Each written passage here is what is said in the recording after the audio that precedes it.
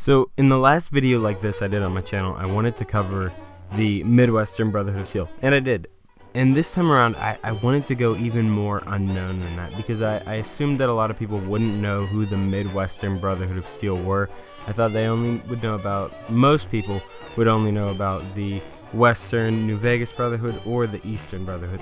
Those guys were a lot less known, and I wanted to stay to that trend and do even lesser known factions and groups around the wasteland. And I was skimming through and thinking of ideas, and a lot of people asked for me to do more relevant factions, and I didn't want to jump straight into like the NCR or the Legion or the Eastern Brotherhood of Steel, because there's so many videos done on them, and maybe at some point I'll do my own twist and take and description of them. But in this one I wanted to cover Yes Man, because he's not really a faction per se, like he isn't the head of some group, but he's what helps you as the courier in New Vegas create your own sort of path. Instead of being one of the other factions, monkeys and delivery boys, you can sort of, in a way, you still become your own delivery boy. And just saying that, I think that's really clever. You are a courier, and in so many games it's a joke that you're like a delivery boy or just some guy who runs back and forth and does things for people. And in this game, that literally was your job. So anyway, on to Yes Man. There are a lot of questions about this guy that you can ask, or this robot, or whatever he is, because he isn't really described unless you ask and delve deep. He just is a Yes Man. He just does as you command. So where did he come from? He is a completely normal in the way he's set up, and technically, up until he encounters Benny, he is a completely normal Securitron. He's no different than any of the ones you see on the strip, inside the Lucky 38, nothing. He is the same exact one as them. And he changed whenever Benny decided he wanted to sort of turn on House, get the Platinum chip for himself, and get more power, or whatever his end result was. Yes Man was the key to this, or just a Securitron that could get him into everything. So what his plan was to throw a pulse grenade at him, which he did with some members of the Tops Casino who were in on this with him. Not all the members of the Tops Casino know about his treacherous stuff, and if you take a certain route in the game, you can get him kind of kicked out by some other uppers in the Tops Casino, other chairmen. So after he gets the Securitron, he doesn't just instantly become Yes Man. He has to find a way to get Yes Man specifically to give him access to what Mr. House has, because Benny knows Mr. House has all the power in this, all the power over this strip, and he wants that.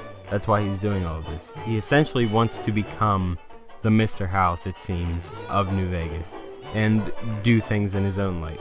So he goes to the Followers of the Apocalypse. Strangely enough, they assist him because one of their members, Emily Ortal, now you can meet this girl outside of the Lucky 38, and she'll ask you to go in there and do a little bit of trickery and some hacking of some sort inside of the Lucky 38 so she can figure out stuff about what Mr. House is capable of, so she can sort of like use that to better people. That's what she says, and that's likely what the Followers of the Apocalypse want. But they help Benny in exchange to reprogram him so she can look into him and figure out some of the stuff, him being Yes Man's Securitron body. The Followers of the Apocalypse, and specifically Emily Ortal, her job is to get information on Mr. House, use this extreme amount of technology that he has towards the Followers of the Apocalypse's goals. So they make their exchange, and she reprograms Yes Man to be Yes Man. And what is Yes Man? A Yes Man is just someone who says yes to everything. Now this is obviously taken to the very literal extent of it. Human Yes Man is not exactly to a T just this person who will become your slave like Yes Man essentially does in a lot of ways. But they're just a person who will say yes to everything, who you can ask them for something no matter how much they don't want to do it. Maybe it's against their moral code, or it's something that they know they shouldn't do. They still do it anyway because they're a Yes Man or a Yes Woman, either way. So what exactly is the point of Yes Man? What is he in both the sense of the game and the sense of the mechanics of the game and how things play out? To start off with the mechanics, Yes Man is a essentially, I don't want to say a cop-out, but Yes Man is the way that you can still have an ending within New Vegas without just completely taking away the option to kill all the other leaders. Now, obviously, you can't kill General Oliver of the NCR. He's not like on site, and that was for story purposes, so you can confront him at the end or join him at the end.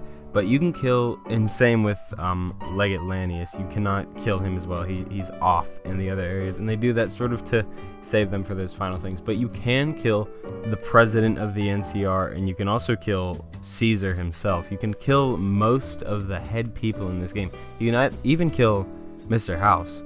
You can go into his giant fortress that is the Lucky 38, delve deeper into it, find him encased in a capsule, and kill him. Through killing all these people, if you destroy your reputation with the NCR and the Legion and House, where do you go from here? Yes Man is that answer. You can't kill Yes Man, and there's a reason behind this that is explained throughout the game. It's not just a cop-out. He is sort of programmed to be able to go through any Securitron. Similar to Victor, if you kill Victor in the body of his Securitron, he just becomes programmed into another one of them. So it's difficult to kill these guys without destroying Mr. House's mainframe. But Yes Man cannot be killed in the game. There is kind of a glitchy way to kill him, where if you disintegrate him, he won't respawn, because enemies that are disintegrated through laser or plasma weapons, it's just a mechanic in the game that they will not respawn.